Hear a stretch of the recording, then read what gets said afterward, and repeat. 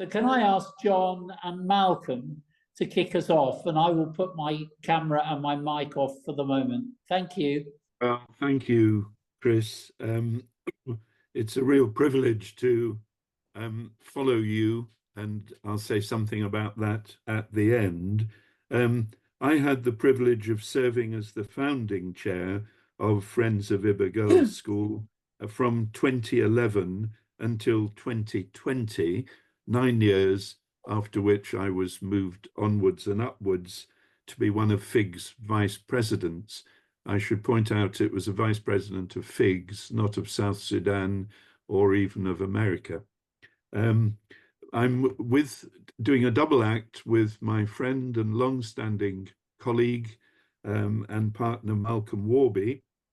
And I joked last night with him as we prepared this that he was going to be the bushmeat sausage in the middle of a vegetarian sandwich, because one of my distinguishing memories is of eating bushmeat in South Sudan. As a long-standing vegetarian, that was something I learned to do because people have made great feast for you. So I'm going to begin, and then Malcolm will come in, and then I'll say something at the end, and then I gather we've got 10 minutes of questioning. So I think most of you know the story of how we set up the charity. It wasn't an idea that came from us in England. It was in response to a specific invitation from Nagamoro Bridget, who was one of our ex-students, and who told me one day, sitting beside the Nile in Juba, that she'd had a dream in which she felt called to set up a school in the remote rural village in which she had grown up, the village of Ibba. She told us that at that time she was the only girl in her village ever to have had education beyond primary school level. The GES program, the Girls Education for South Sudan program, has improved that condition enormously. But at that time, 2008, that story was correct. And this is amazing, as Chris has said, that now 10 years on, we have 360 girls there studying in this school. So FIGS trustees made a commitment, which Chris has referred to support the building and development of Ibba Girls School by raising funds and also by providing specialist and technical advice. In my case, that involved making over 30 visits to IGBS in my 9 years as chair.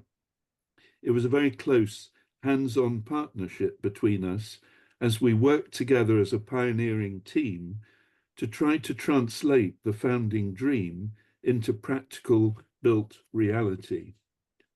People often ask me and Jean why on earth we agreed to do this. And the truth is, we believed at that time that this was a turning point of peace. After 50 years or more of protracted civil war, the Comprehensive Peace Agreement had been signed in 2005. A declaration of independence had been made in 2007. A referendum was held in 2011.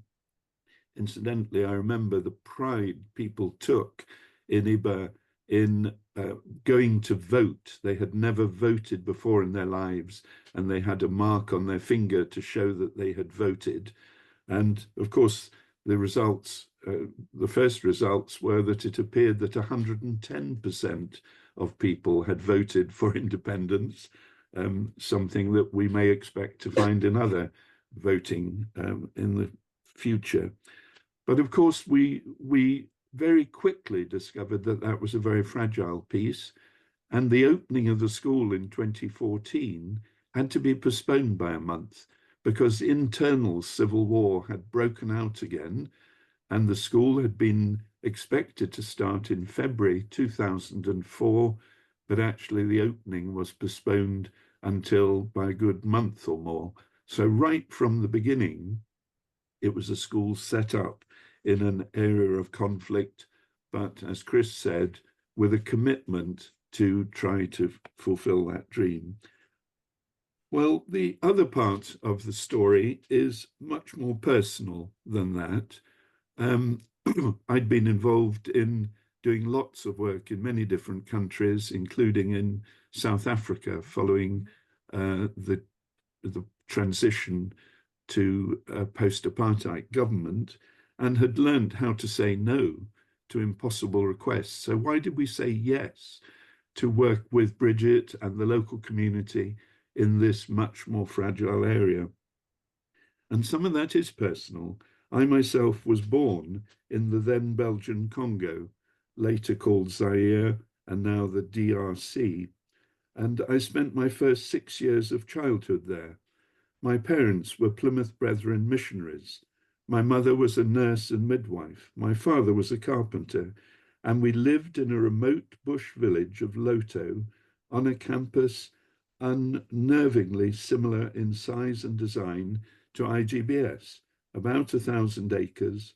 It included a school, a health clinic, and a chapel. Sadly, my father contracted an advanced form of multiple sclerosis in 1947 and died when he was only 43. I have always wished that he'd had the opportunity before he died to teach me his skills as a carpenter and a creative problem solver. And this is where you'll find I have great respect for Malcolm, who has provided exactly that set of skills in Ibba. When I first visited Ibba with Nagamoro Bridget in 2009, the people, the sounds, the smells, the wildlife, the music, the dancing immediately brought back happy childhood memories for me, and I felt that I'd come back home. So Malcolm, we traveled together there in 2010. We had searched you out globally because I asked many of my colleagues and friends from South Africa, who do you know as a green and sustainable architect who is not scared of building in remote jungle forest areas? And unanimously, I was told there is only one man that we would trust to do this. So tell us about how you helped at the beginning to translate this crazy dream of a school in the bush into some built reality. Oh, good morning, everyone. I'm Malcolm Warby. I'm now based in Southwest France, where I am right now. And yes, John and I go back a long way. And it initially started where he came down to South Africa, and I got this message saying, would you be interested in working and designing a sustainable school in South Sudan? I thought, sounds interesting. So John and I set up a meeting in nice sort of wine estate environment, and I'm thinking, oh, this is rather good. So I said to him, John, so what's it going to be like there? What's my role? And he said, oh, well, it's fantastic. There's lush forests and it's beautiful countryside. The people are amazing, absolutely fantastic place to go and work. And I said, great. So what are the conditions like? What do I expect when I get there? And he said, oh, no, well, we'll put you up in a hotel. And I said, okay, this sounds really good. And yeah, I'll go for this. And I said, well, what sort of remuneration? Oh, he promised me pots of gold. And I said, oh, this is just too good to be true. So I signed aboard, and John and I duly went out to Ibba, and the hotel, well, I'll come to that because the pots of gold had somehow vanished. And so there I was in South Sudan outside what we now call the Ibba Hilton. And the Ibba Hilton is the absolute dichotomy of what you would expect a sustainable building to be like. So all the rooms were very small. They faced west with minimal ventilation and a little 2x4 bed that had been knocked together with nails in one corner with a piece of foam on. And having had the sun beating down on them all day, they was like going into an oven. So we were actually in a bit of a dilemma there because it was rather wild outside and jolly hot inside. So, in the middle of the night when nature called. It wasn't just the sort of nature that you normally experience. You had to venture into it. And that was the start. And we ventured out to the site, and it was just dense forest. And we paced off the frontage of the school as it was going to be at the time, and we picked a point in the middle and said, right, let's go here. And armed with machetes and some good help, we beat our way in through the bush. My idea was that we would try and find a piece of land that was relatively flat and hopefully relatively treeless, but providing enough trees that would give the building shade. So we beat around literally the bush and found actually a really good opening in the forest with some nice big trees in it, and thought, yeah, this is absolutely perfect. And that's how we came upon the site. And we all sort of felt, actually, you know, this is a good place to go. And that's how it started. It was yeah, quite wild, to say the least, because you never knew what you might expect. You never knew what was in the bush. It was yeah, an experience that I'm so glad that I got to enjoy. It's worth saying, I think, that you negotiate the original donation of land had been made by Ndangamoro Bridget, but it wasn't enough for the school, so you negotiated with Chief Severio to donate some more, I think. Yeah, So it wasn't enough. We needed a bit more land for, you know, the grand design as it was at the time. And so Chief Severio had the village right next to the school and across the street. And so I went down and met with him. And we had a really nice discussion. And unfortunately, he was suffering from Parkinson's. And so it was a little difficult, but he was very concerned about how his village was, and you know, the lack of water, and you know, his legacy. He was starting to, you know, face the facts that his time was short, and he would thought the school was an absolutely fantastic idea for South Sudan. He thought it was wonderful for the whole community, and he owned, or his village did, and he had the right to then donate land to the school, which he did. And it was a large amount of land, and it made all the difference.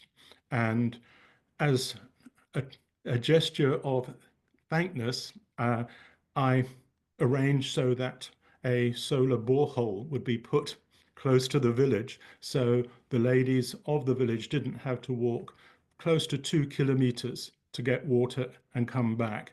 And so it was very fortuitous, because in order to try and get somebody to put the borehole in for the school, they said they wouldn't do one borehole, it had to be two, but we only wanted one, and we didn't know where else to put the other because the buildings weren't in place. So putting the solar borehole transformed not only the school, but also the village and Chief Severio's legacy. And it was something that I think, for me, one of the best things I've ever done in my life was when his face lit up when the water was all being supplied. It was, yeah, it was a very special moment, and it was very you, special for him. could you move on?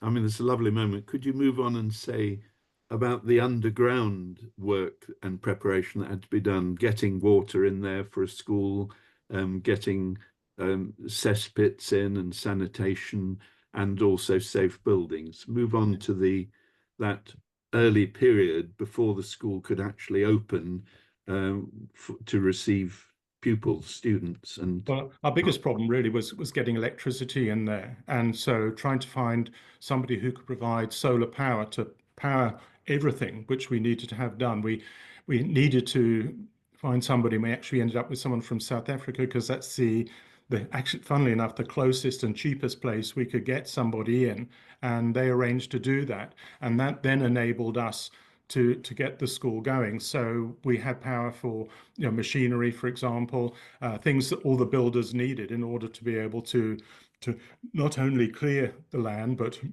know, to be able to use any sort of equipment whatsoever. So we had this grand plan, and the initial thing was to where are we going to site the first building? Where are we going to? We've sited the borehole. The first one needs to be fairly close to that, and so it developed from there. So we'd clear the land, piece by piece, and I would determine where the best location for a building was. And the buildings, in order to be sustainable, all needed to run east-west, in other words, face north-south. And I found a place where there would be a big tree on either end to shield the building from the morning sun and from the setting sun, because those are the worst. And by designing verandas all the way around, it shielded the building itself, and therefore the classrooms or whatever else it was later on from the intensity of the sun. And there were a lot of innovations that came about during that, which they weren't used to. And so, it was a good challenge. But I was very fortunate. I had a really good building crew out there, and it made all the difference, and it made my life so much easier. And I think it's not about just the design, it's also about the execution and finding people who could do that. There was a lot of excitement about it, because one of the conditions I told John was, I'll only come if we do a skills training for local people. I said, this is so important that we don't just breeze in there with this whole crew, throw up these buildings and then leave. It's really important that we involve the local community in building the buildings and being part of it, so that they feel that they have some ownership. And so we developed the whole skills training program by hiring people from the village. We used local brick makers to make all the lo-fi clay brick. Anything that we could use, we got locally if we could. Obviously, it's not possible on some things, but anything we could, we did. And so this whole process became more of a community involvement than just some of us coming in from overseas and building. I think that is a really important principle, because, and importantly now,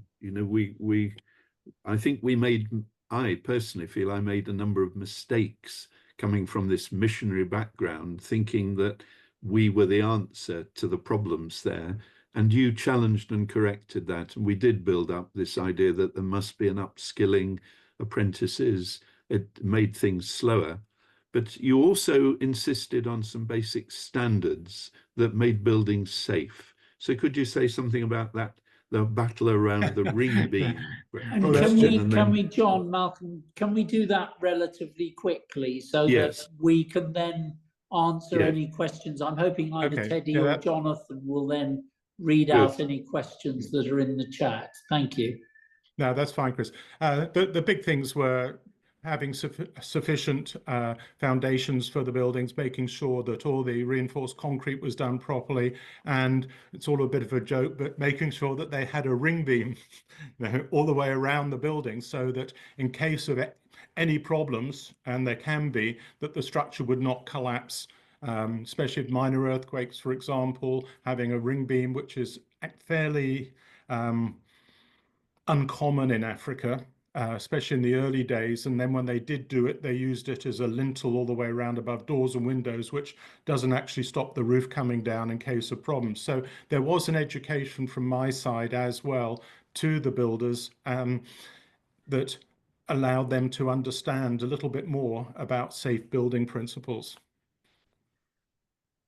Good. Finally, I just want to say, as I hand back to Chris, before we had the formal bodies of trustees, this was very, very much a team effort, people sitting down and brainstorming together.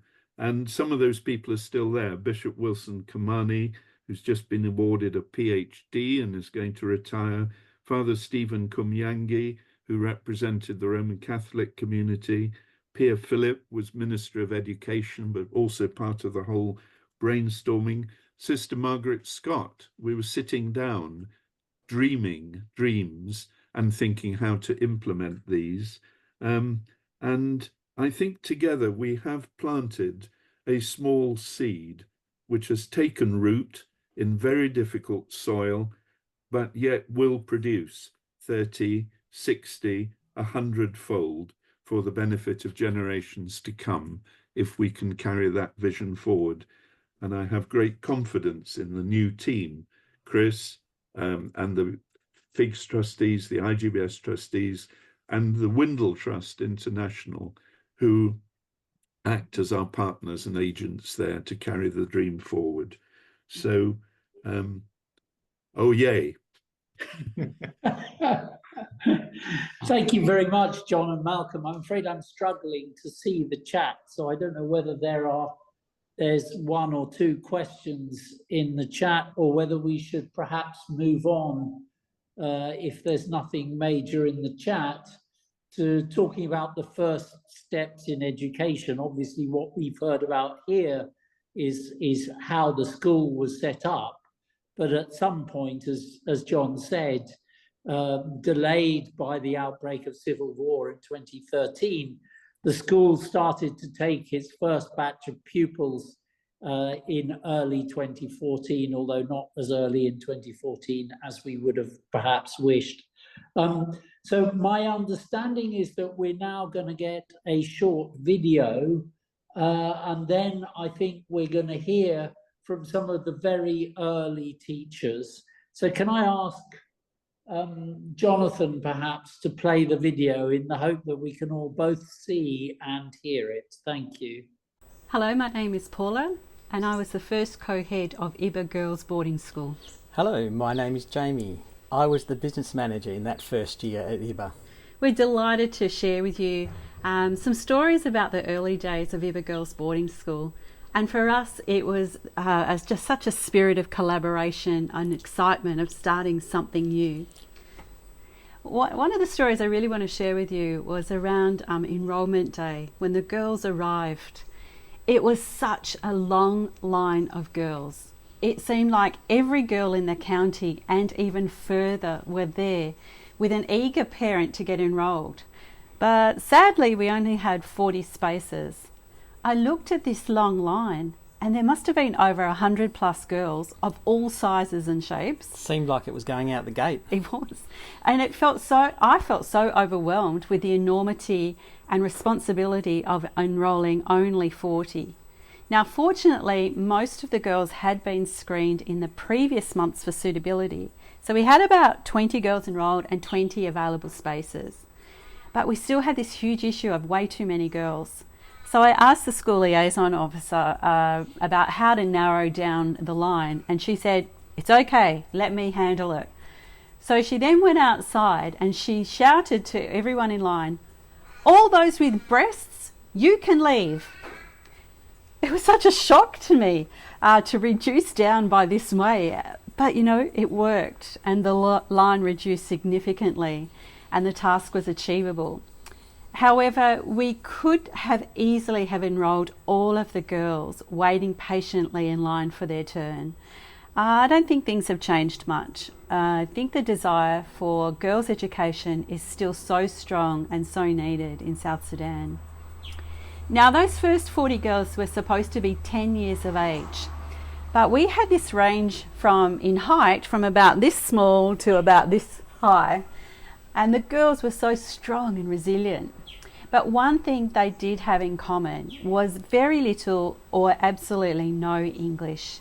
So the first task for us as educators was to teach English without any texts and very little resources.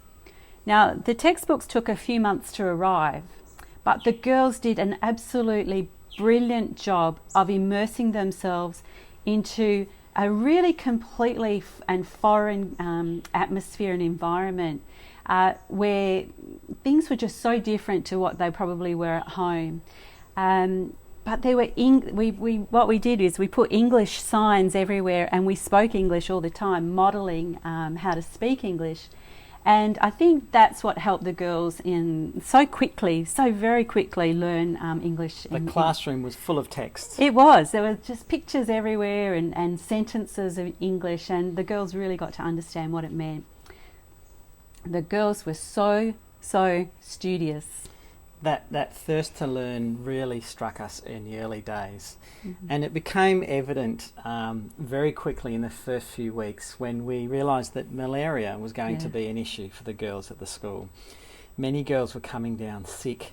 And what they would do is they would pretend they weren't sick so that they wouldn't miss out on school. Sort of the opposite to what might happen in other places. They would have a really high fever, really high temperature and say, no, I'm fine.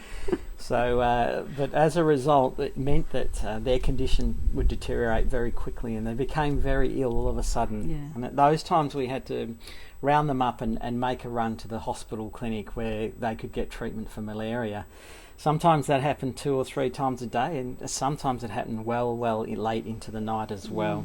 But luckily the medication there was good.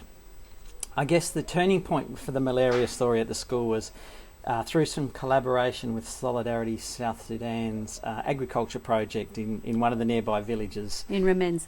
They had some herbal medicines they were working with, and one of these in particular was dried and ground up and then mixed with honey, the native honey from around Ibba. And when the girls took that on a teaspoon, the incidence of malaria dramatically decreased almost overnight. And so it was a really a useful tool for helping the girls to continue their learning in their environment. I guess the challenge was getting them to take the medicine, because we tasted it initially as well. And it was very, very bitter. It was so bitter. It was awful. But the girls would rather do that than miss out on school or have to take a trip to the hospital. So our greatest desire in those early days, in that very first year, was to have a female head who was South Sudanese. But it wasn't going to happen immediately. In fact, it had taken 10 long years for it to happen. We were so proud to have with us on that very first year Ioane Kombonyaki, who not only taught a lot of the subjects, but was also the official translator for most of our staff meetings. Ioane was one of the first graduate teachers to be employed from Solidarity Teacher Training College in Yambio. And we were so grateful for the people at Solidarity who provided us with so much personal support, but also in the early days, just things of what to do with really practical matters, how to go to the market, how to fetch food, how to get grains. So we were so grateful for those people in those early days, as well as the support of our support staff, because they were really so helpful in trying to make sure that we were comfortable and making sure the girls were comfortable, and then the local community and the village, people from the village who made us feel welcomed, especially as foreigners with some pretty strange ways that we had about ourselves. But it was really a really beautiful family atmosphere at Ibba Girls Boarding School. It was, and everyone involved in the school in those early days really had a thirst for knowledge of all sorts of different types. You know, the people working in the agriculture, they wanted to know more. The people working in the kitchen, they wanted to know more. And the students were the same. They didn't stop their learning after regular lessons. They continued learning well after they finished by engaging in computer sessions, other self-directed learning around reading, writing, spelling, art, sewing, maths, and lots more. And not to be left out, the school support staff also ended their day with English lessons, where they would keenly take notes and make pictures and drawings, and then take their little exercise book home to practice that evening. That's great. So it worked. Everybody was part of a really exciting learning community. Yeah. But and the school day went from about 8 o'clock in the morning till about 3, and it was the after school lessons that went from 3 till 5, and then we started. What happened at 5? Generally around 5 o'clock, the afternoon football session would start. We call it soccer. So all of the students, or most of the students, would join in the game, and they were always played in great spirits, despite a highly competitive approach by most of the girls. There was always lots of cheering, encouragement, excitement when a goal was scored. And it was really good fun and a good way of getting some exercise and having a good relaxing end to the day after a hard day's work. During the football, though, some of the girls had already moved aside to help with preparing the meal. So they might be preparing the dough to bake some bread or cutting some vegetables and helping out the kitchen staff. Yeah. And of course, they were always happy to help with any of those tasks we asked of them. They were great. So the day would end with us sitting down together and enjoying a meal of beans and rice, or beans and portia, or beans and beans. And so many beans. So many beans, remember. I don't miss the beans. But we all studied hard, and we cooked and we cleaned, we cleared land, we planted, we harvested, we danced and we sewed so much, because the girls, just like the maize which kept growing, they kept growing themselves. We had to keep altering all of their uniforms as they got bigger and bigger. We read lots of books. We used the new technology of some of the donated computers. We played lots and lots of soccer, and of course we did all of our homework. However, for the staff who were there, the focus was always on putting the girls' education, welfare and safety as their number one priority. That's all that we were focused on. So there was a real sense of solidarity and care in the school. Now, we made some mistakes along the way, but in doing so, I think we learned more about the differences in culture and how important relationships were and still are to the success of the school and its wider community. We are also really proud to have made that very first footprint for the next batch of girls to come after this very first brave pioneering group of 40. And we've been thrilled to watch the growth year by year as the school continues to grow.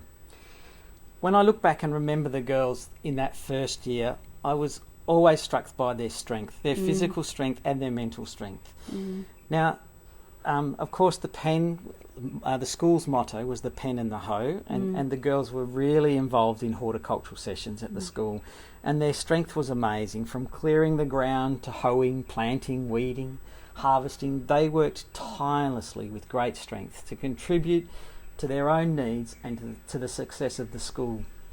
Of course, working in the fields, there was a constant worry of snakes on our mind because we saw many, but luckily the girls moved carefully and they avoided these creatures.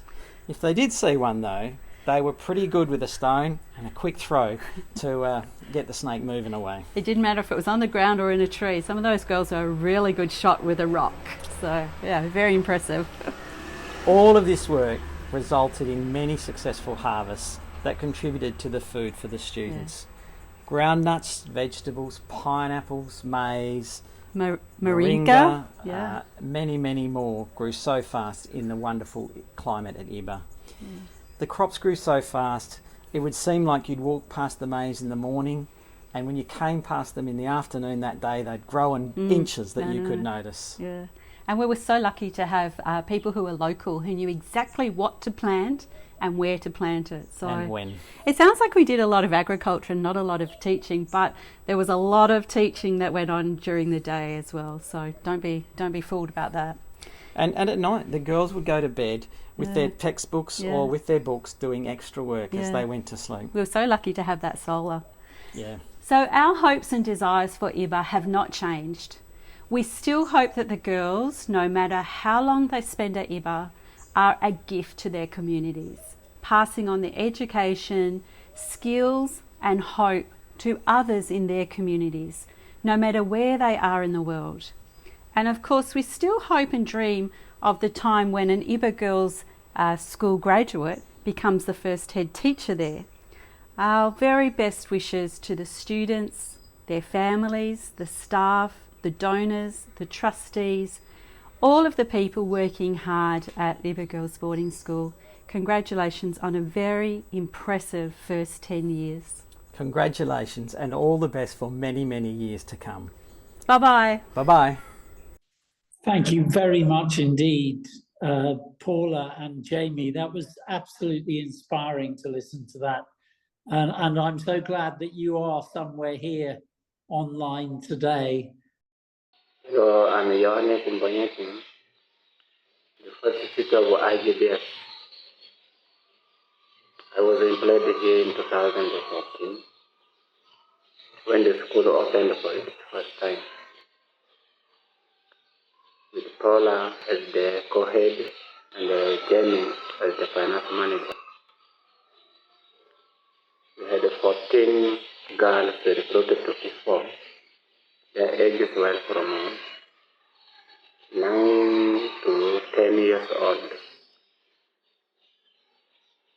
As the first teacher of the school, with one class, I had to teach all the 5 subjects. That was a little bit hard for me because I had to attend to all the 5 subjects taught in primary school. I can remember myself switching from one subject to another. It was a little bit difficult. But the girls were very good because they were used to it. It became the habit of the school. They were already used to it. And I remember myself telling the girl, okay girl, you're finished with the first lesson. Now we are going for mathematics. And they had to also get used to it. Because there was a lot of activities which made the lesson very enjoyable to them. They could expect more to come. So, the school opened. Remember, there was the new land was opened. The buildings in the jungle had to clear around, and there was a lot of casual work for the local community. People were able to come and work and get some money that they could use to buy their salt, and people were very happy in the community here. So, for me, when I came to the school, remember, the school was just buildings in the bushes. At the first time, I was not happy because I found myself, how am I going to live in this environment? But as the time goes, I was able to get used to it. I started to clear around, clearing the bushes. There are a lot of snakes. We could kill snakes every day. Even a day, we could kill more than 5 to 6 snakes in the same day. So it was a little bit challenging. That was my experience at the first time. We worked well with the Kemi and the Paula. They were very good people to me. They were very supportive. I learned a lot from them.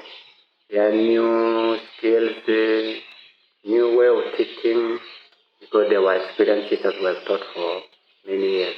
But for me, I came from the college. That was my first time getting employed to start my work as a teacher. With what I learned from the college, I was able to use it. But also some of the good ideas, some more special gems you could teach me, some ways of getting the learners playing around with some numbers. Even introduced that one of the, it was made in the computer. You could use the girls now to see that one. The girls were also learning skills on how to use the computer. That was very good. So that was my experience. I was really happy. I appreciate the time we had with Jem and Paula. I still remember them up to date. So they were very good people. Now, the girls we recruited, they were only 40. I'm very happy. Really, the work of a teacher is a very enjoyable work. I can testify. The little girl, I started teaching them in P4. I could watch them growing intellectually. Their thinking started to change from because the girls we recruited, there were some didn't attend school before. Some attended. All these people joined the school. But they were able to manage them. I had to teach all the subjects. Some girls were unable to speak any English word, but I could be able to translate some of the things I remember. That was the issue. Now, of course, we know FIGS was the first boarding school of its kind in Ibba. People were very happy to see that the school has opened to treated their girls. Girls were able to go and stay in the hostel. Some parents were very positive because they really thought that their girls are going to be in a safer place in the boarding school, away from the challenges from the home. Remember the drop rate of girls from P4 to the upper classes, it is a little bit challenging. So parents were really very happy because they believed their girls are going to be safe in the school. So that was the experience I can remember. I really appreciate the effort made by the FIGS. These are wonderful friends. They have dedicated their lives to raise funds, to save lives in South Sudan. Thank you very much indeed for showing that video. I'm sorry the sound wasn't easy to listen to, but I hope you were able to catch what Ioane was saying. I find it absolutely astonishing that a teacher of a school should be asked to flip from one subject to another, almost as the sole teacher in the classroom, and then in the afternoon go out killing snakes. I'm not sure how many teachers around the world would apply for a job with that in your job description, but clearly between Paula and Jamie and Ioane, a really solid foundation was set. We're now going to hopefully hear from Rejoice Charles, who was the first head of the school, I'm not sure whether she is on live or whether we're hearing a video from her, but Jonathan, I'm looking to you to start a video if Rejoice isn't online. Thank you. Hello, each and everyone listening to me.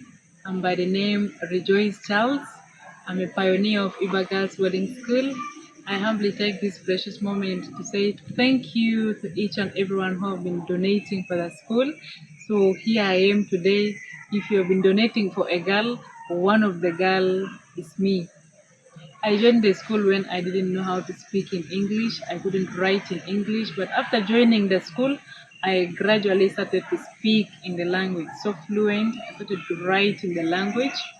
It was really a very good experience being in the first set of the girls to have started the school.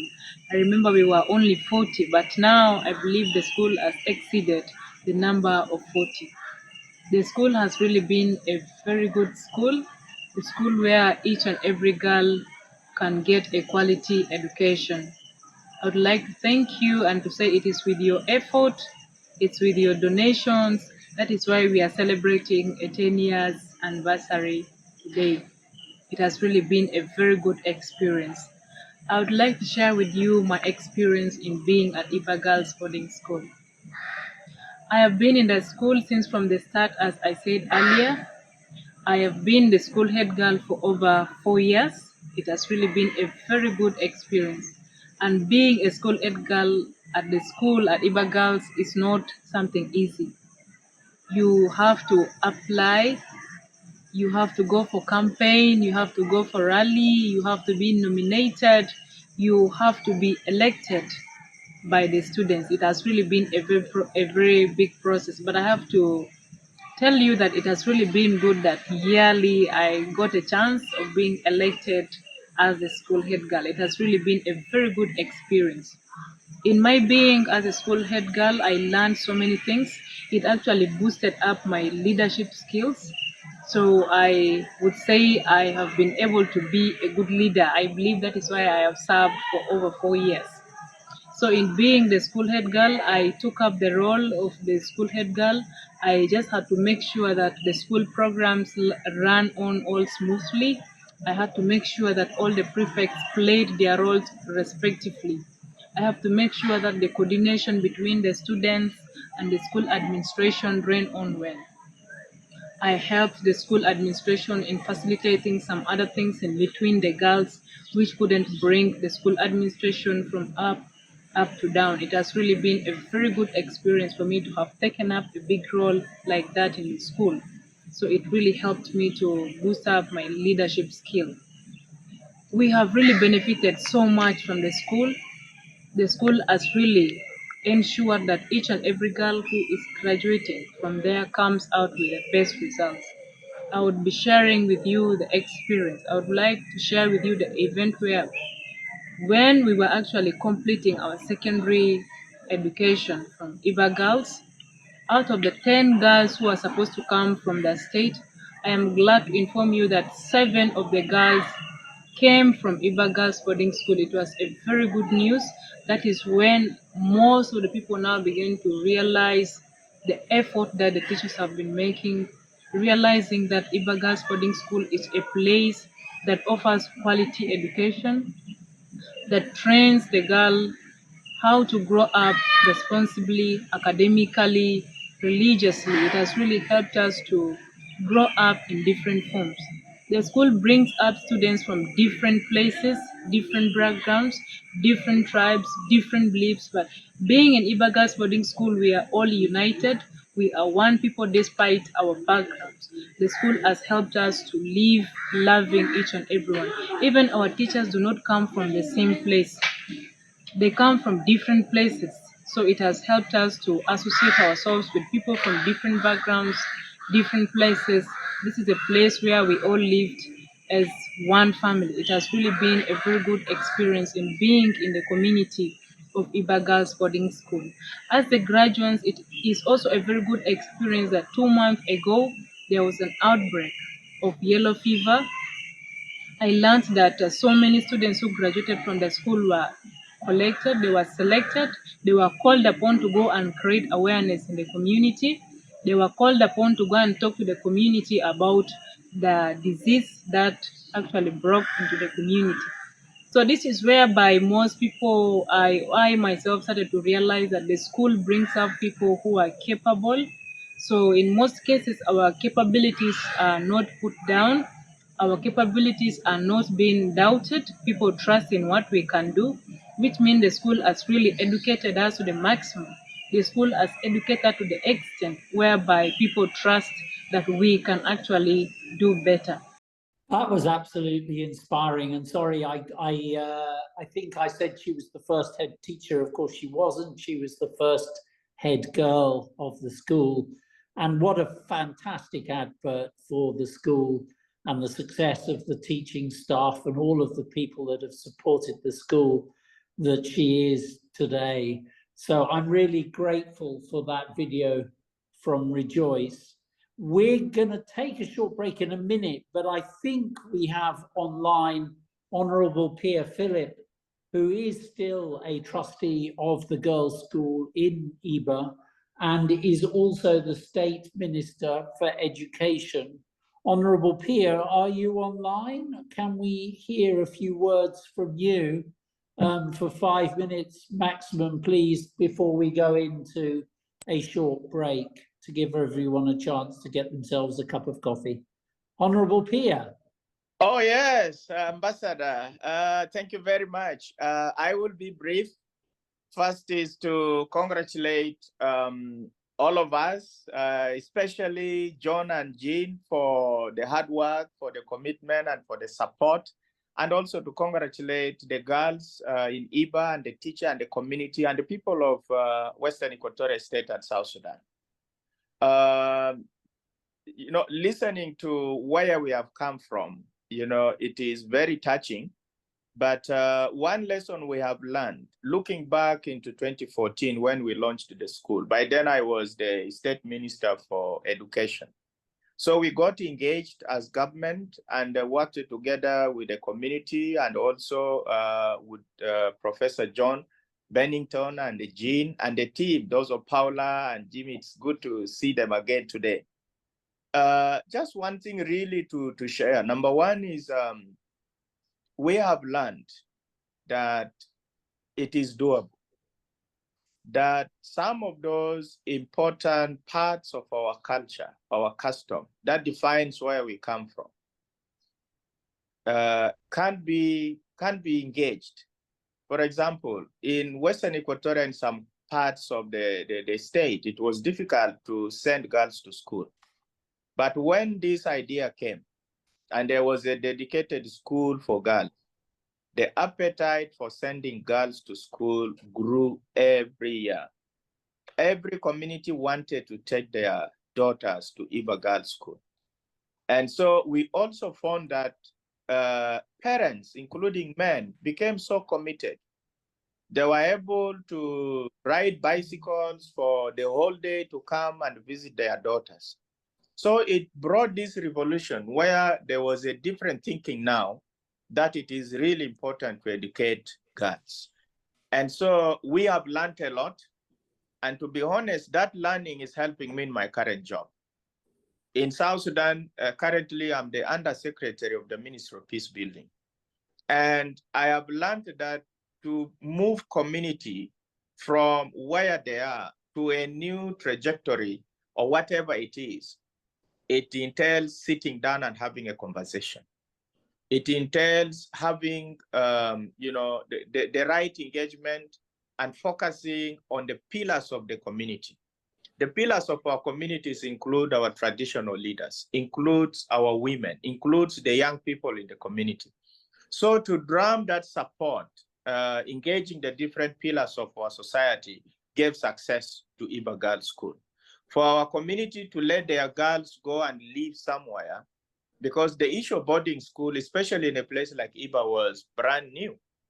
But then it became something that everybody would want to participate in.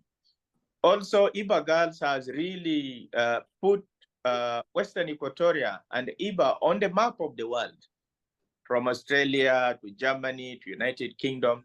And it has also opened a lot of engagement for me as a person. I was able, through the Ibba Girls School engagement, to have an opportunity to meet with Gordon Brown, to visit the Barbican, to go to London and have these meetings with important people and talking about girls' education in South Sudan and also across the world, and focusing mostly on the post-conflict context.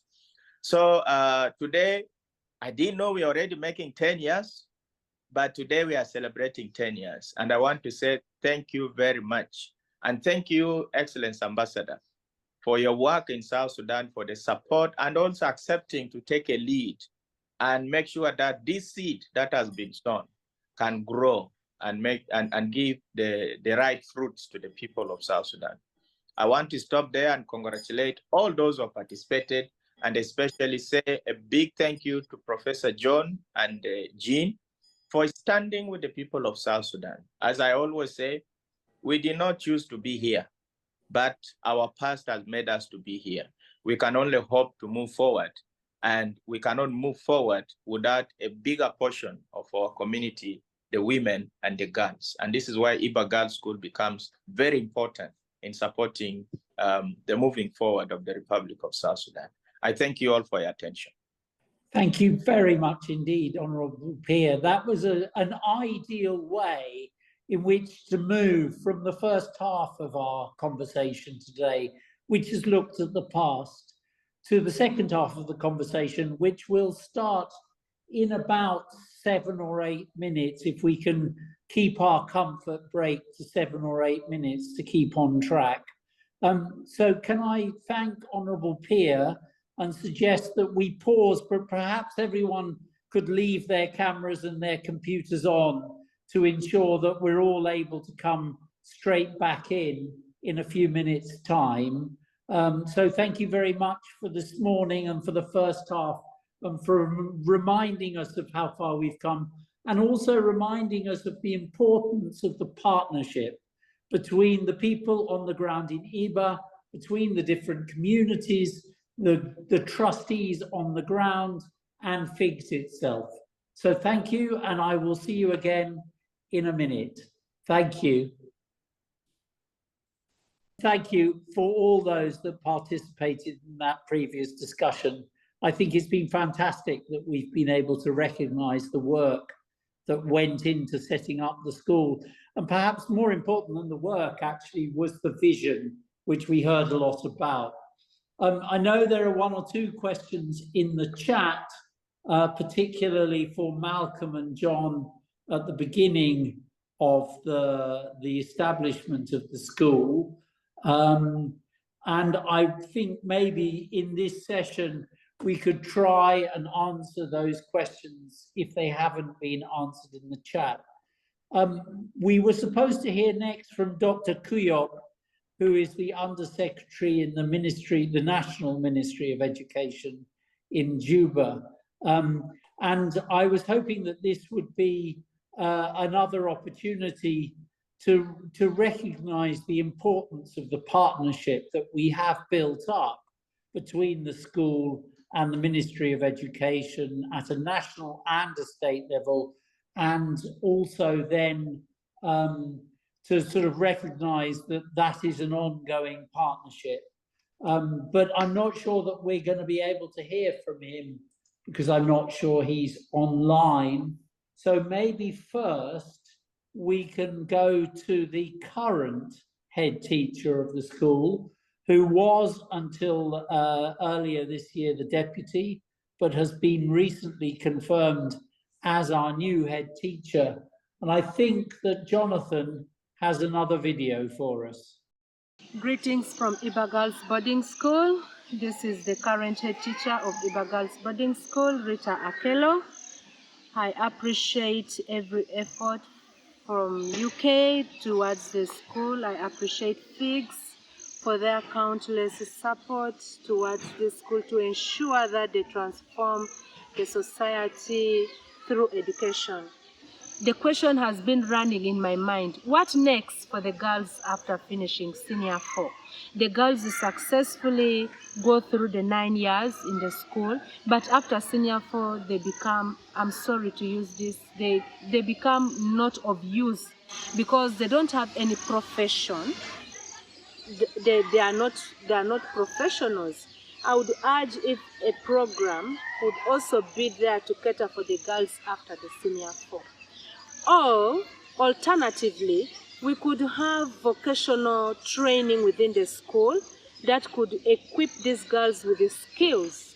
Vocational training like tailoring skills, carpentry work, catering, and also hairdressing. This could enable these girls after the Senior 4, because the parents in South Sudan feel like if you've finished the Senior 4 or you've completed your secondary education, you're already an adult and you can provide for yourself anything. The only options the girls are left with is to get married, and we are not achieving anything. Though we are educating them, the Senior 4 certificate will not help them to survive currently, according to what is happening in South Sudan. We are also lacking an administrative block where we don't have offices. For example, I don't have office as a head teacher. The docents don't have office. Deputy has no office. The senior woman teacher has no office. This makes it very hard to discuss some of our administrative matters. We are forced to sit under a tree. It is very hard for us to protect or keep some of our records because there's no proper office to keep these records. I joined the office, there was no proper handover. I am just trying to pick from scratch to something because the former head teacher was keeping his documents. I don't know where they are, but I'm trying my level best. I also urge if we could maybe get an administrative block, we would be so much grateful for that. Yeah, the Board of Trustees together with us here at school, we are looking at sustaining this school. The question is, what if FIGS leave us? What will the school be like? We are coming up with the strategies, ways on how we can sustain the school. In our budget, food is taking a bigger part of the budget together with the salaries. Parents have come up with ways on how to support the food FIGS are providing. Western Equatoria State has conducive climate. It also has fertile soil. By next year, because we have secured enough land for agricultural work, we are going to have 1 hectare of maize. We are starting slowly to see how this will work out. Yeah, as the current head teacher right now, I have my own goals and my own objectives that I have set. One is to ensure that I hold up to the school mission and the school vision. I am also looking at ensuring that this school provides or it produces the best citizens that the country would ever have. Right now, Ibba Girls Boarding School is everywhere because of what we are doing down here as teachers. I am working with a supportive team. My team members are very supportive to me, and they are really looking towards Ibba Girls Boarding School being the best school or a role model school in South Sudan. This is witnessed by the visitors coming from the national level, appreciation from the State Ministry of General Education and Instruction. We have produced 2 batches of girls or cohorts of girls who have already passed out, they have finished their secondary education. So we have only 5 of them that have been supported in Maridi Health Institute by our partner WTI or in Window Trust International, and 1 is also at the university attaining her bachelor degrees. But the rest are back at home. Some of them have gotten married. Though they are outside there, they are influencing the community because the other girls are looking at them as role models. They are able to write, they are able to express themselves in the public, they are able to debate on issues concerning the community. Our girls joined primary 4. Some of them have struggles in speaking English, they have struggles in writing, reading, but because of some of the activities we engage them in, like reading session in the primary 4 and primary 5, these girls are able to learn a lot. Our own learners, if you compare them with the learners of other schools, we are so much better. That's why my gratitude goes to Friends of Ibba Girls. I urge that you should not stop supporting us because you're the only hope, the only light South Sudan has. If you withdraw, I know you're facing a lot of challenges here and there to fundraise funds to ensure that this school moves forward. I urge you to continue with that support. We appreciate your humanity towards the community of Ibba, community of Western Equatoria State and South Sudan at large. Your effort is recognized through the lives of the 360 girls you're educating in this school. You are not only impacting the life of these schools, but these learners, but also the staff of the school. I would love to stop here. I don't have much to say, but you would also look into some of these challenges that I've outlined to ensure that we improve this school to the best. It is better, but it is not yet best. Thank you. That was wonderful. Thank you very much, Rita, for your message. As we don't have Dr. Kyok actually online with us, I can confirm, as I think has been done in the chat, that he sent a message to congratulate us on our 10th year. And he wrote in his message, many congratulations for the 10th anniversary for Ibba Girls Boarding School. This is a remarkable achievement for the trustees. And I can speak from my own experience as well. I have been, as ambassador, to see the Minister, Honourable Awut, on a number of occasions to talk about particularly the Girls Education South Sudan programme that the British government was supporting at the time. And Ibba Girls School was the only school in the whole country that the Minister mentioned specifically in the conversations that I had with her. So there is, as Rita, the headmistress, the head teacher said just then, there is a real recognition at a national level in South Sudan of the importance of the school. Now, in the conversation we've had so far, we have referred on a number of occasions to the partnership that we have developed with Windle Trust International. And it gives me great pleasure to welcome, I think, 3 members of the Windle team, David Masua, who is CEO, Loke Gordon, who is the country director, and Galdino Secondo, who is the deputy director, who I think has just returned to Juba from Ibba. So I now hand over to them to give us a little bit of a presentation about their own view of the school. I'm not sure what order we're doing this in, but I will hand over to David, perhaps in the first instance. Thank you, David.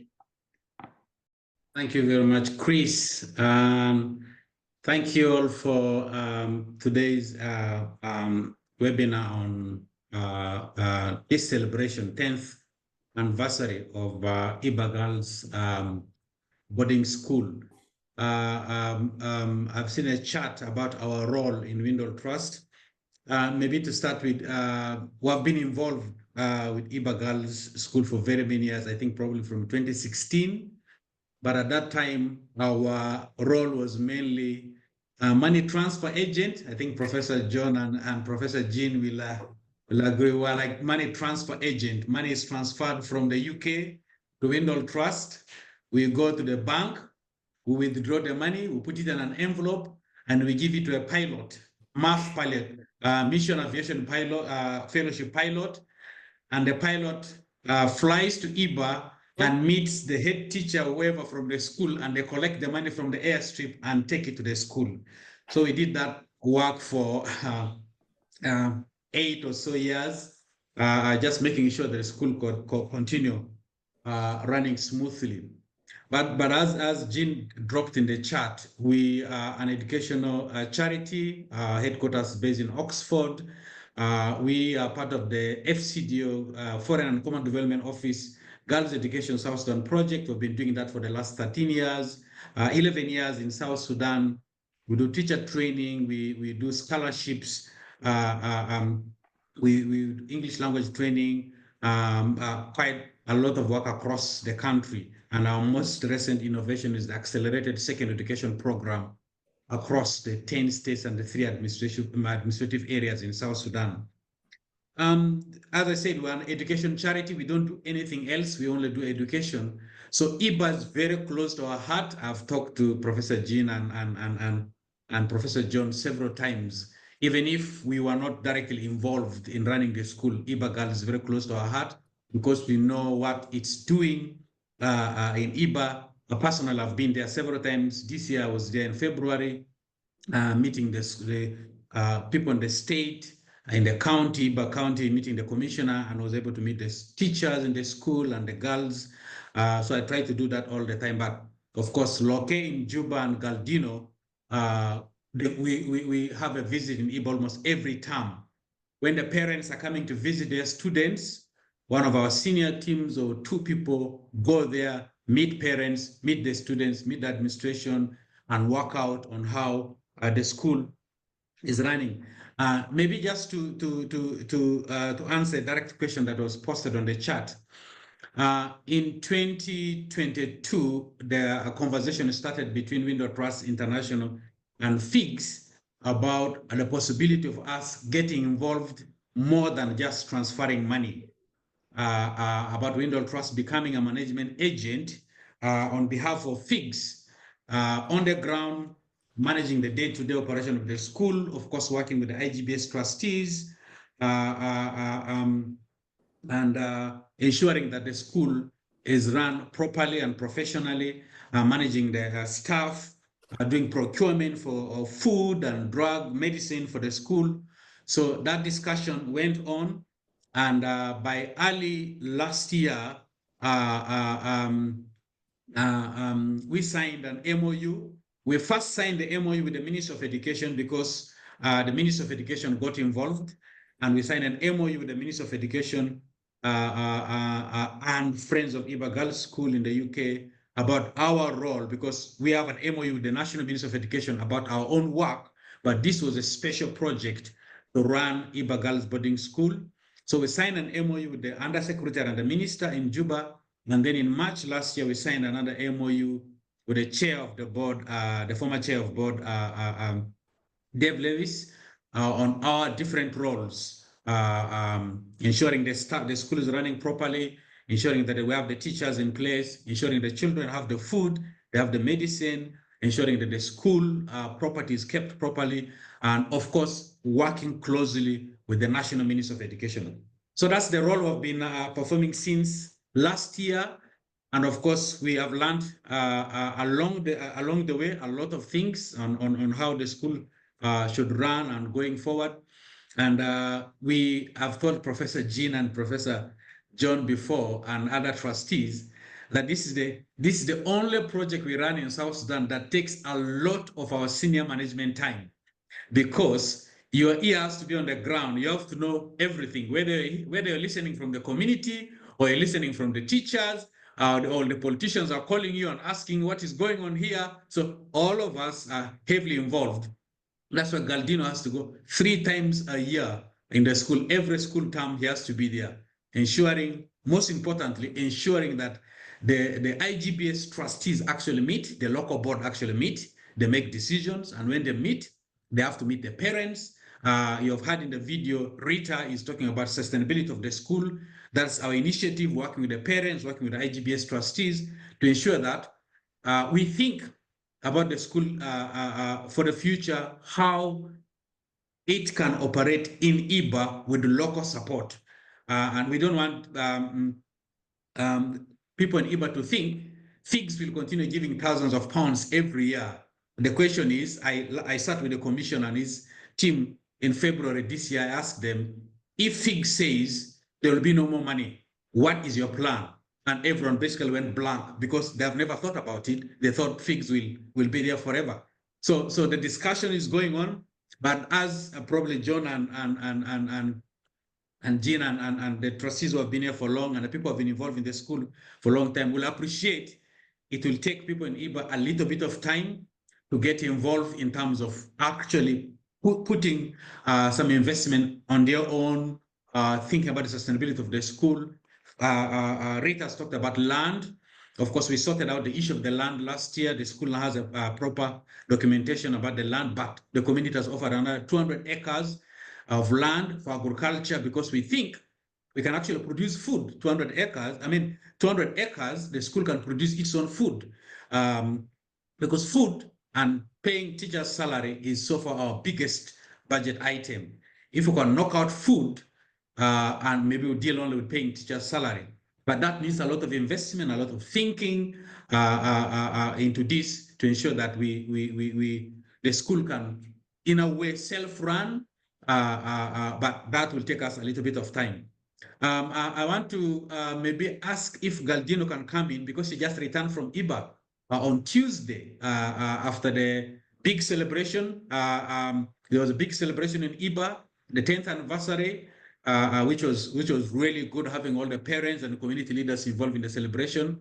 If Galdino, can I please ask if you'd like to say 1 or 2 things about your visit to Ibba? Thank you.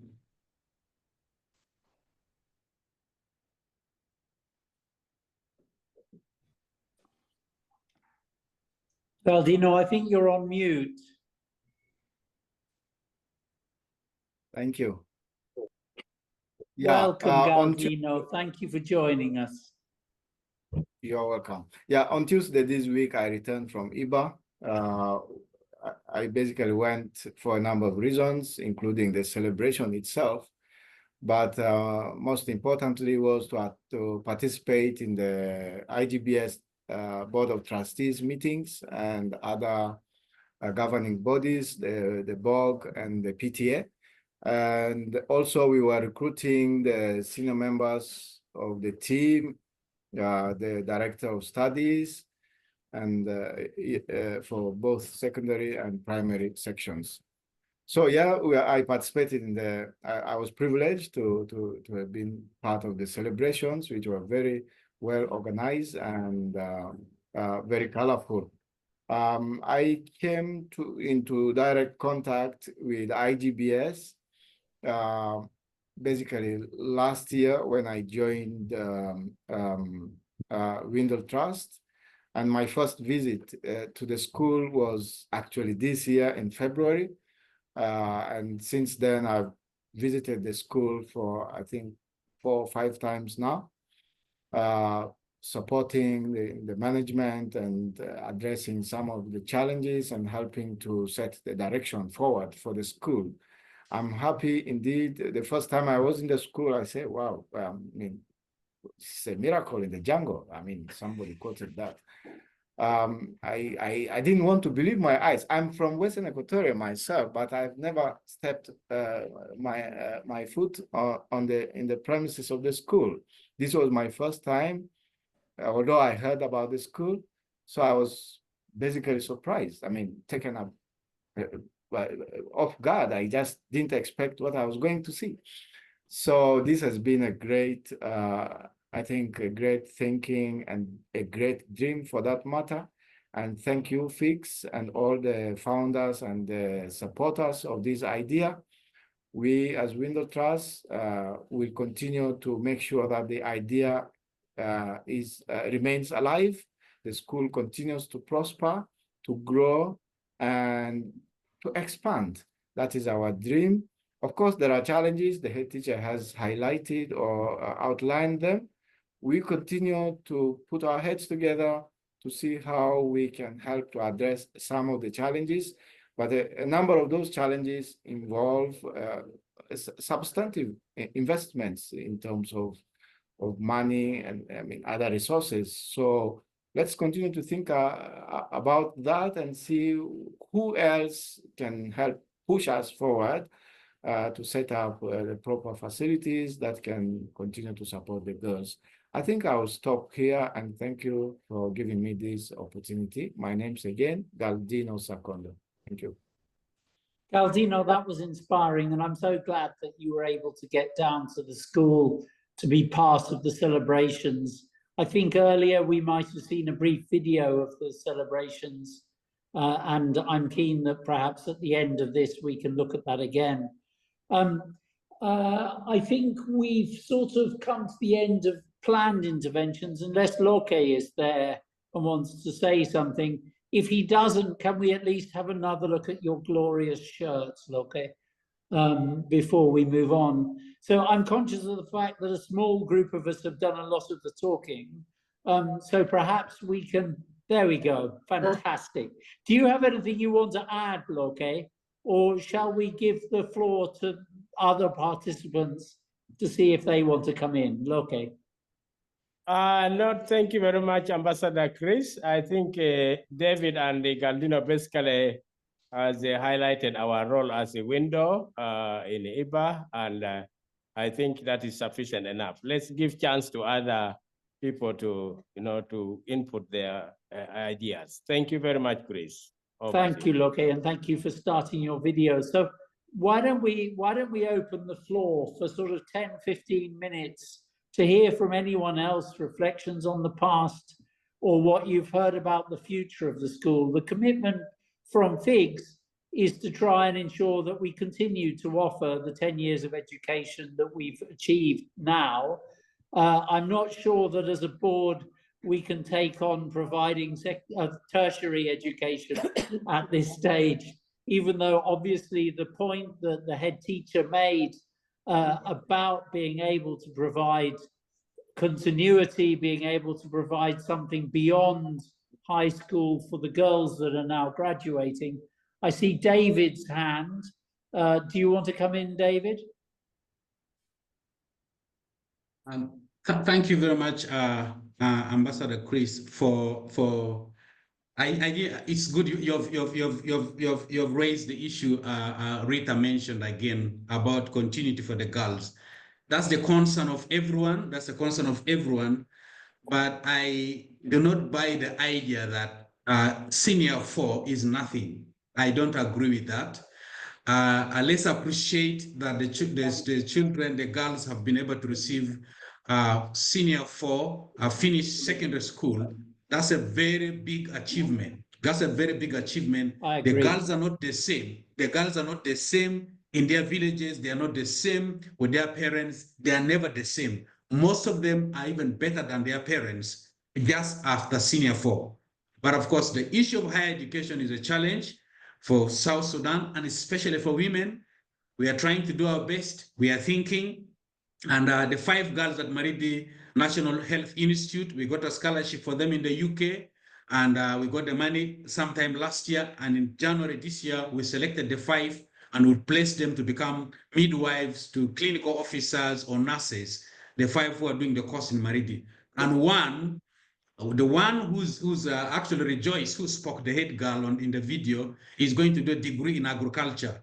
And by the way, the funding for that scholarship is provided by staff, Windle Trust staff, because we're just excited about who she is, brilliant. her performance. Loke and 2 other staff are paying from their personal money, from their pockets. They say, we can't let her go without education. We're going to pay for her university. So we are thinking about all the girls. I just wanted to say, we should not say S4 is nothing. I myself, I come from Maridi, a few kilometers from Ibba, so S4 is not nothing. You know, it's very, very important. Let's appreciate the progress we're making, but of course, people will not stop asking for more. That's the fact. Thank you. Thank you very much indeed, David. That's absolutely true. That and hearing from Rejoice herself just now was a demonstration of how far the school is able to bring on the girls that are able to do the full 10 years in the school. I'm wondering whether we've heard a little bit indirectly today about Solidarity South Sudan. I know that Sister Margaret, who has long been involved from that angle, is also somewhere here in Rome and has been online this morning.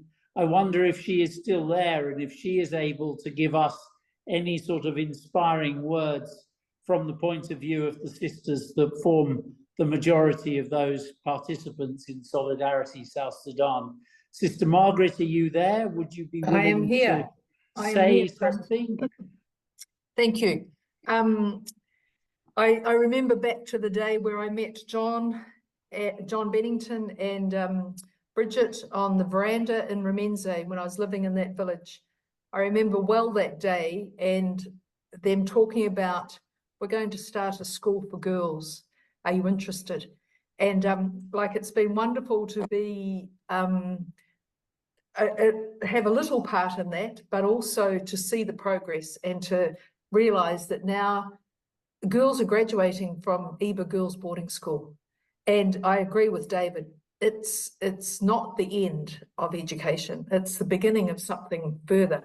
And I'm sure that that school is going to have an impact on certainly Western Equatoria, but on the whole of South Sudan, because girls are being educated and they're going to go on to become not only nurses and midwives and teachers, they're going to go far.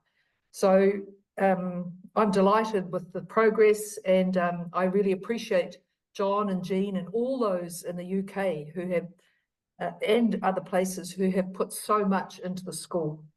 It's brilliant. So I just want to say thank you and congratulations to everybody. And it's wonderful to have played just a tiny little part in that. So thank you. Thank you. Sister Margaret, thank you very much indeed. And I should come straight back in and say, Sister Margaret, of course, as everyone knows, is being incredibly modest. Solidarity has provided us with our teachers through their teacher training college. Solidarity continues to supply opportunity for our graduates through the different training centers that they have in South Sudan. And so, you know, we're really grateful, Sister Margaret, for the partnership that we have with you and with Solidarity South Sudan. As people online can probably tell, I am a huge fan of Solidarity, have known them since 2016, and look forward to continuing to work with them. All right, enough. Can we now throw the floor open to anyone who wants to come in with any thoughts based on what you've just heard, any stories of your experiences? I know a number of people online have been to the school, which I've not yet managed, although I have been to both Yei and Yambio in Equatoria and lived in Juba for 2 years. But does anyone want to put their hand up and come in? Please don't be shy. We'd love to hear your experiences or hear your thoughts about what the school is currently achieving.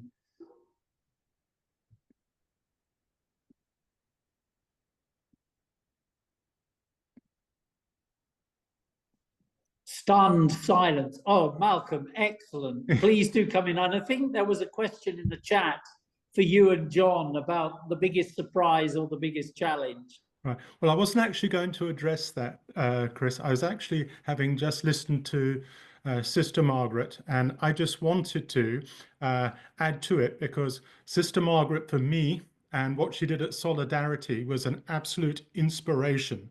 She is one of my South Sudan heroes, and she was encouraging, supportive. You could ask her anything, and she was always there. I could run ideas by her. How did this work for you? Well, that worked great, or this didn't work, or this is a really good guy. And it was thanks to Sister Margaret that we have Joseph Anzetti, our builder.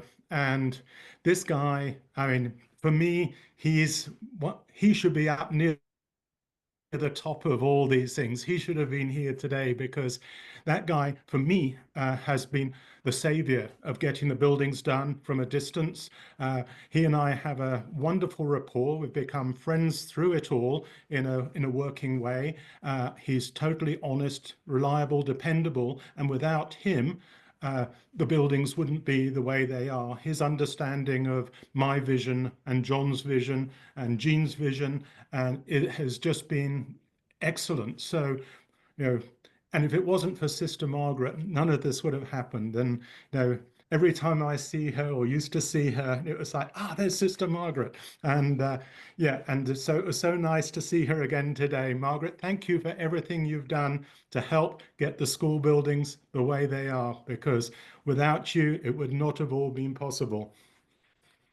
Thank you, Malcolm, very much indeed. We don't want to embarrass you, Sister Margaret, but I hope that somebody, perhaps Malcolm, you yourself, can pass to Joseph our collective thanks for the support that he's provided the school. I'm sorry to say we're probably going to continue to need his help. Well, I think he hopes so too, Chris. Given our ambition to do more for the school. But yes, thank you very much. Please do pass on from FIGS our collective vote of thanks to Joseph for the work that he's done.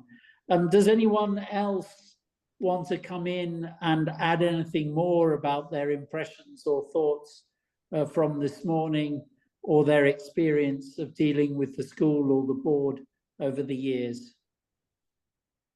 I can see Julia would like to come in. Oh, right, thank you. That's not appeared on my screen. Julia, do come in, please. Oh, good morning, everybody. And firstly, what a wonderful achievement this last 10 years has been.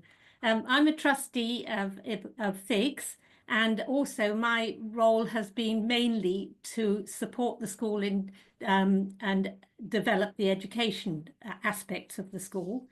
And I'd like to just pick up on the point that Rita made, and the fact that the girls who finish their education at IGBS have got such a huge amount of experience to take with them back to their local communities. I think Joyce, the head girl, mentioned the fact that the girls had been asked to be involved in a campaign to support education on the yellow fever issues that they had had. Now, that's just one example of what girls from the school have been doing. I know that in the past, the local medical teams have invited girls from the school to go out into the local villages and to talk to people about the need for hygiene and for supporting their health. So these girls are not leaving school with nothing. If they don't go on to higher or further education, they're going back to their local communities and making a huge difference in those communities. They're not only supporting their own families and their brothers and sisters, they're literate, they can read and they can write, and they can support them in a huge number of ways. So I think we should look very positively on that part of what is happening now as the girls are leaving school. In addition to that, our first area has been to ensure the school is functioning, but we now need to also support the girls as they leave school. And already, as you know, some girls are going on to higher education, and we're working closely with Windle Trust and with a number of other organisations for them to help us in supporting the girls. So I think we need to look very positively on what is happening, and there is a lot of work to do, but there are also many positive aspects that have come out of those girls being educated in the first place. Thank you very much indeed, Julia. That was fantastic. I'm hoping, are Paula and Jamie still online? How did you feel seeing Rejoice, who must have been standing in that line that you described on your first day in the school? How did you feel seeing her and hearing what a wonderful, mature young lady she's become? Are you here? Oh, look, yes. Yes, we're here still, Chris. It must be late at night in Perth. Yeah, not too late, so it's okay. Oh, look, we were delighted. We were fortunate Jean sent us through that video earlier this week, so we were able to preview it. And, you know, the composure of Rejoice as a young woman is incredible. And I mean, you know, part of that backstory is that, you know, Rejoice in that very first year was a very quiet, very reserved young woman.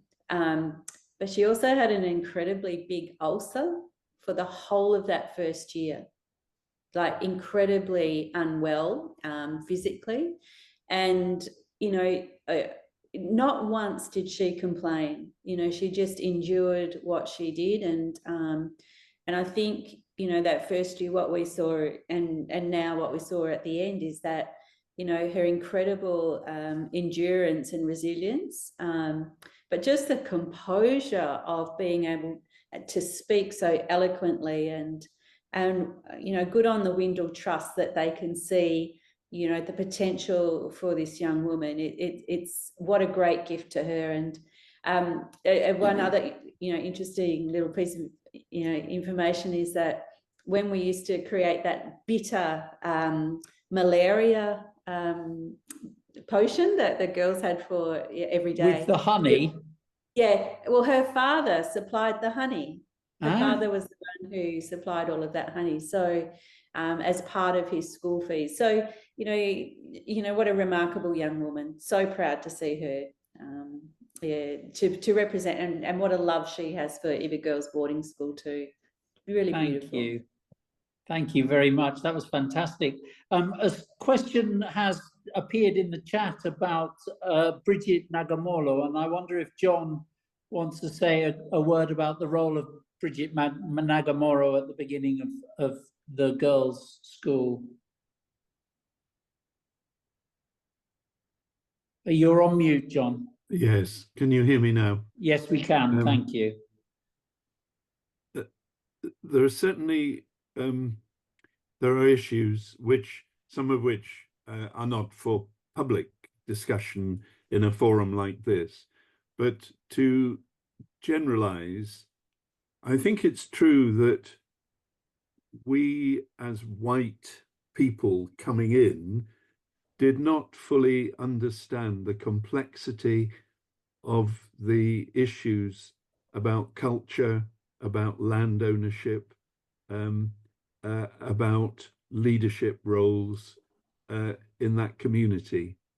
And I feel that one of the things I've had to learn is Bridget had a wonderful dream. And she and I said, look, we are going to dance together at the opening of the school and in 10 years' time when we celebrate. Now, sadly, I'm not able to do that because I'm old and decrepit. And Bridget herself has found it hard to move with the times and to let go. She's a pioneer. She stood out against the grain. She's a very controversial woman. She's a very, very challenging woman. And it's an important part to learn from that, but also to help people to move on. I've been privileged to be able to hand on to people who can take on that leadership, people like Dave Lewis and you and others with great confidence. But as Jean will tell you, I find it very hard to let go because my heart and soul is there. And I want to have a say in things. I've got no power and a role. And I think Bridget feels the same. I want to just endorse the importance of Windle here as African leaders. This is a period of transition, of decolonization. We might need to use that word, of the leadership of the school. It's got to be African leadership of the school. But it's going to be a period of transition because, as they've noted, it's very hard to generate funding from within a country whose economy barely exists. I think the future does lie in harnessing the land, its potential to grow, to feed, to sell some of those foods. There are big, ambitious plans in that, but it will take time. And I've got great confidence that that decolonization process is in good hands with you in FIGS, tackling these issues of governance, but also grappling with those difficult issues out there. So it's not a matter of personalities, of individuals. Individuals are crucial, leaders are crucial, but now it's a matter of building an institution that is less about John and Jean. We were there part of a much bigger team, lots and lots of others, but an institution now. Ibba Girls School, Friends of Ibba Girls School, Windle Trust International, with a vision of a long-term plan. And we don't know all the answers. I remember when I was made a professor at Warwick Business School in 1995, it says here, my inaugural lecture was, "Without a vision, the people perish, but without authority, the people break loose." And this is a period in South Sudan, continuing the vision, absolutely critical, but building the institutions that give law and order, stability and continuity. It goes beyond the individual to becoming institution building at the middle level. Thank you. Thank you, John. That was fantastic. And certainly that is what we are hoping we will be able to do, the challenge for the next 10 years. I'm conscious of the fact that according to my clock, we've only got 4 minutes left. I'm really grateful to everybody for the time that you have taken to join with us today and to celebrate the 10-year anniversary of the establishment of the school. I thought right at the very end, I'd just take 2 minutes to look forward at the immediate future. As many of the speakers have emphasized, while there is a great deal of pride in the achievement of the school and its supporters over the last 10 years, we're very conscious of the fact that we have an ongoing responsibility for the girls that are in the school.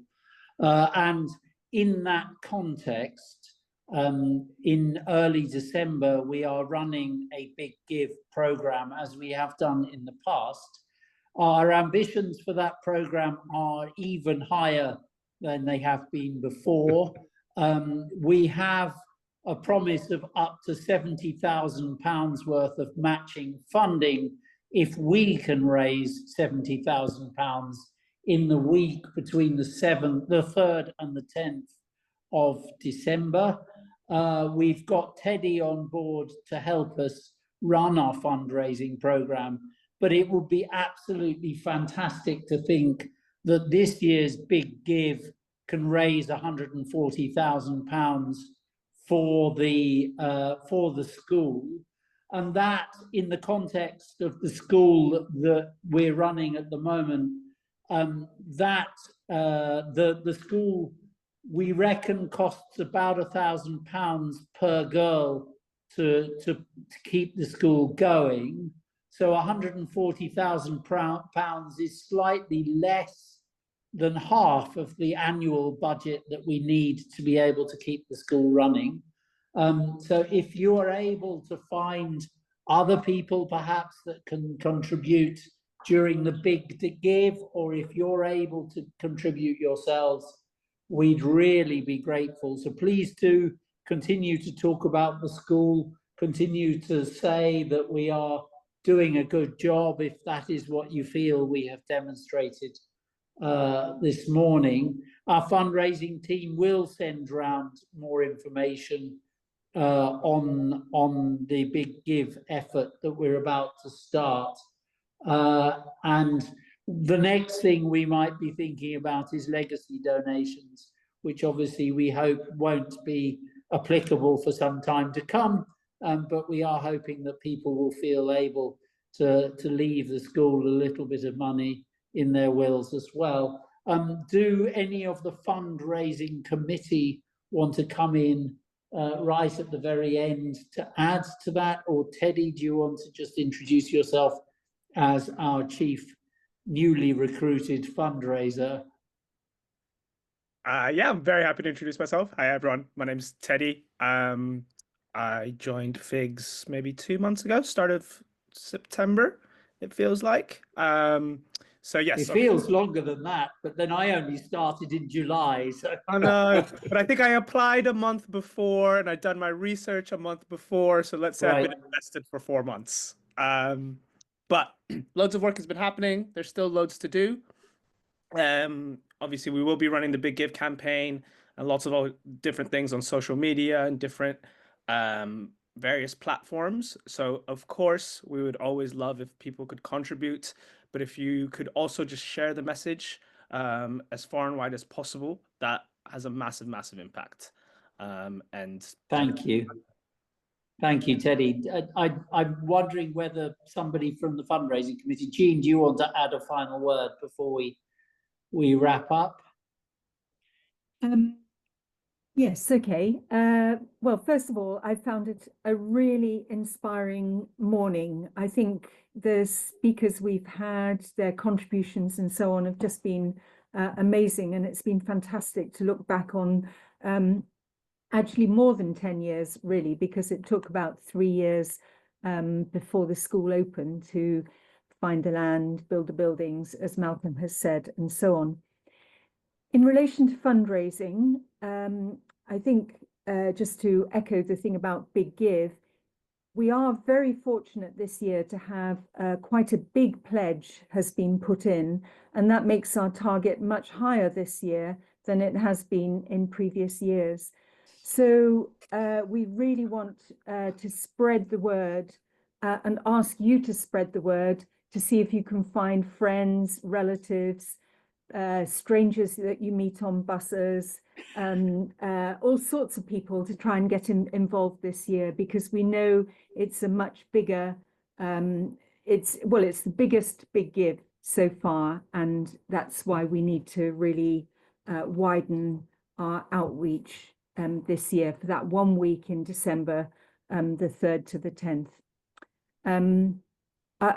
I just want to say also, I just found it a wonderful morning, and it's great to see everybody online and see people's commitment and interest in this amazing project. Thank you, Jean. It's my job now. Oh, Malcolm's hand. Is that what we call a legacy hand, or is that a... Have you... Malcolm, do you want to come in? Yes, Chris, if I may, just quickly, please. As somebody who was here, well, with Ibba right from the start, I would just like to mention a few things, because those who started or got this started are very humble people. And without this, these people, none of this would have happened. And John and Jean, I think, need to be... it needs to be realized just how important and how huge their contribution has been throughout this. Through thick and thin, these two have actually held it all together, and held themselves together somehow as well. I'm not quite sure how they've done that. But I cannot emphasize enough how all this is because of their support. And for me, it has been one of the highlights of my career. I wouldn't swap it for anything. We've had some amazing fun. We've had some great stories, and long may it continue. Hopefully I'll get out there again. I'd love to, because it is really inspiring to see it.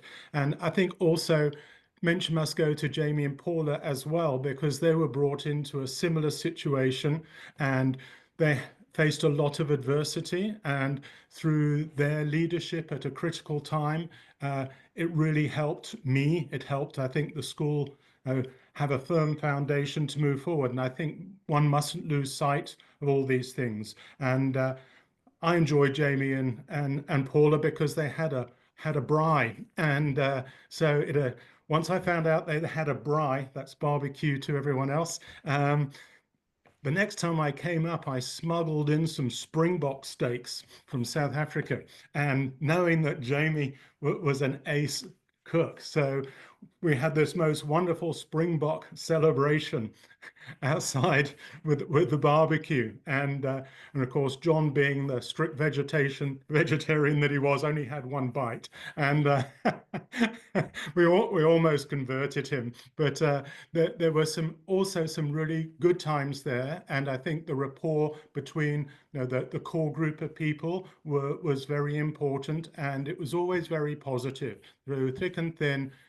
We always had the vision and kept the vision in mind. And to John, Jean, Jamie and Paula, and everybody else who was there, Hugh Paget, who's not here, all those people who have been my support and my influence, I think we must appreciate just how much effort and time, and in some cases money, they've put into doing this. So, for me, as I say, it's a chance in a lifetime. I wouldn't swap it for the world. It's just been fabulous. Thank you. Thank you, Malcolm. And I'm conscious of the fact I owe you a response to 2 emails, so you will be dragged back in before you know it.